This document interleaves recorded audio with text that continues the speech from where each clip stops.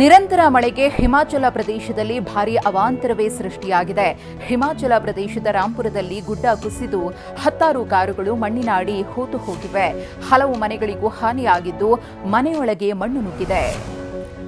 ಉತ್ತರ ಪ್ರದೇಶದಲ್ಲಿ ಭಾರೀ ಮಳೆಯಾಗ್ತಾ ಇದ್ದು ಗಾಜಿಯಾಬಾದ್ನಲ್ಲಿ ಸಬ್ ಇನ್ಸ್ಪೆಕ್ಟರ್ ಬಲಿಯಾಗಿದ್ದಾರೆ. 50 ವರ್ಷದ ವೀರೇಂದ್ರ ಮಿಶ್ರಾ ಎಂಬುವರು ಸಾವನ್ನಪ್ಪಿದ್ದಾರೆ.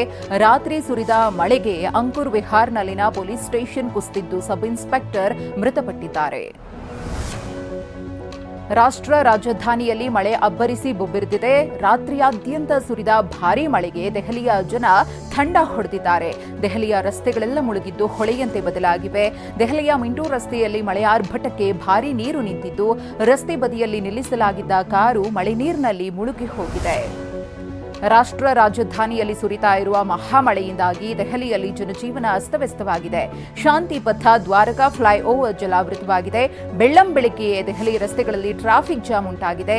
ಇನ್ನು ವಿಮಾನಯಾನ ಸೇವೆ ಅಸ್ತವ್ಯಸ್ತವಾಗಿದ್ದು 100 ವಿಮಾನಗಳ ಹಾರಾಟದ ಸಮಯ ಬದಲಾಗಿದೆ. ದೆಹಲಿ ಏರ್ಪೋರ್ಟ್ನಲ್ಲಿ ಮಳೆಯಿಂದ ಭಾರೀ ಅಧ್ವಾನವೇ ಸೃಷ್ಟಿಯಾಗಿದೆ. ಮಳೆ ಅಬ್ಬರಕ್ಕೆ ಏರ್ಪೋರ್ಟ್ನ ರೂಫ್ನಿಂದ ಏಕಾಏಕಿ ನೀರು ಸುರಿದಿದೆ. ನೀರು ಸುರಿಯುವ ವೇಳೆ ಪ್ರಯಾಣಿಕರು ಬೆಚ್ಚಿ ಬಿದ್ದಿದ್ದಾರೆ. ಇಂದಿರಾ ಗಾಂಧಿ ಏರ್ಪೋರ್ಟ್ನಿಂದ 49 ವಿಮಾನಗಳ ಹಾರಾಟದ ಸಮಯ ಬದಲಾಗಿದೆ. ಮಹಾರಾಷ್ಟ್ರದಲ್ಲಿ ಮಹಾಮಳೆಗೆ ಅಲ್ಲೋಲ ಕಲ್ಲೋಲವೇ ಆಗಿದೆ. ಮಹಾರಾಷ್ಟ್ರದ ಭಿವಾಂಡಿ ಮತ್ತು ವಾಡಾ ಮನೋಹರ್ ಹೆದ್ದಾರಿ ಬಂದ್ ಆಗಿದ್ದು ಹೆದ್ದಾರಿಯಲ್ಲಿ ಟ್ರಕ್ ಕೆಟ್ಟು ನಿಂತಿದೆ. ಇದರಿಂದಾಗಿ ಭಾರೀ ಟ್ರಾಫಿಕ್ ಜಾಮ್ ಉಂಟಾಗಿದ್ದು ಹೈವೇಯಲ್ಲಿ 7 ರಿಂದ 8 ಕಿಲೋಮೀಟರ್ನಷ್ಟು ವಾಹನಗಳು ಸಾಲುಗಟ್ಟಿ ನಿಂತಿವೆ. ಹರಿಯಾಣದಲ್ಲಿ ಮಳೆಯ ಅಬ್ಬರಕ್ಕೆ ಭಾರೀ ಅವಾಂತರ ಆಗಿದೆ.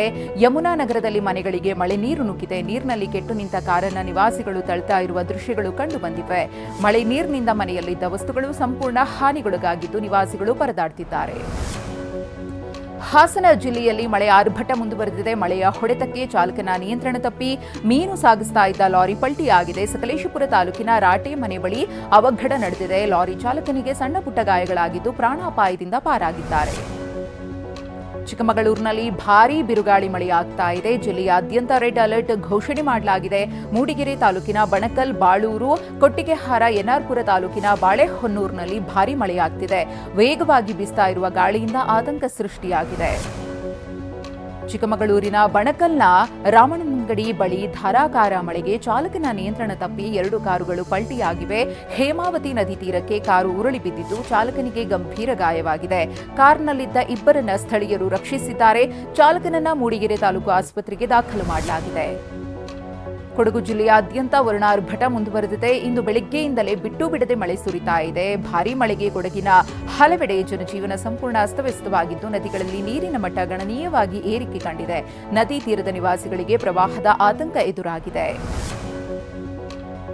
ಬೆಂಗಳೂರಿನಲ್ಲಿ ಕೊರೋನಾ ಸೋಂಕಿಗೆ ಮೊದಲ ಬಲಿಯಾಗಿದೆ. ಕೋವಿಡ್ನಿಂದ ವೈಟ್ಫೀಲ್ಡ್ ಮೂಲದ 85 ವರ್ಷದ ವೃದ್ಧ ಸಾವನ್ನಪ್ಪಿದ್ದಾರೆ. ಮೃತ ವ್ಯಕ್ತಿಗೆ ಕೋಮಾರ್ಬಿಡ್ ಲಕ್ಷಣಗಳಿದ್ದು ಉಸಿರಾಟದ ಸಮಸ್ಯೆ ಸೇರಿದಂತೆ ಬಹು ಅಂಗಾಂಗ ವೈಫಲ್ಯಗಳಿಂದ ಖಾಸಗಿ ಆಸ್ಪತ್ರೆಯಲ್ಲಿ ಚಿಕಿತ್ಸೆ ಪಡೆಯುತ್ತಾ ಇದ್ರು. ಆದರೆ ಚಿಕಿತ್ಸೆ ಫಲಕಾರಿಯಾಗದೆ ಸಾವನ್ನಪ್ಪಿದ್ದಾರೆ.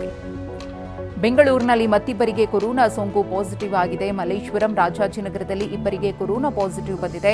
38 ಮತ್ತು 45 ವರ್ಷದ ಇಬ್ಬರು ವ್ಯಕ್ತಿಗಳಲ್ಲಿ ಕೊರೋನಾ ಸೋಂಕು ಕಾಣಿಸಿಕೊಂಡಿದೆ. ಟ್ರಾವೆಲ್ ಹಿಸ್ಟರಿ ಇಲ್ಲದೆ ಇದ್ರೂ ಸೋಂಕು ಪತ್ತೆಯಾಗಿದ್ದು ಐಸೋಲೇಷನ್ನಲ್ಲಿರಿಸಿ ಚಿಕಿತ್ಸೆಯನ್ನ ನೀಡಲಾಗುತ್ತಿದೆ.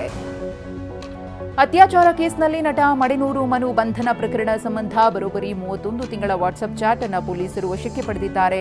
31 ತಿಂಗಳಲ್ಲಿ ಸಂತ್ರಸ್ತೆ ಮತ್ತು ಮಡೆನೂರು ಮನು ನಡುವೆ ಸಾವಿರಾರು ಸಂದೇಶಗಳು ವಿನಿಮಯವಾಗಿವೆ. ಬೆಂಗಳೂರಿನ ದೇವನಹಳ್ಳಿ ತಾಲೂಕಿನ ಕನ್ನಮಂಗಲ ಗ್ರಾಮದ ಫಾರ್ಮ್ ಹೌಸ್ ಒಂದರಲ್ಲಿ ರೇವ್ ಪಾರ್ಟಿ ನಡೆದಿರುವುದು ಬೆಳಕಿಗೆ ಬಂದಿದೆ. ನಿನ್ನೆ ರಾತ್ರಿಯಿಂದ ಪಾರ್ಟಿ ನಡೀತಾ ಇದ್ದು ಪೊಲೀಸರು ದಾಳಿ ನಡೆಸಿದ್ದಾರೆ.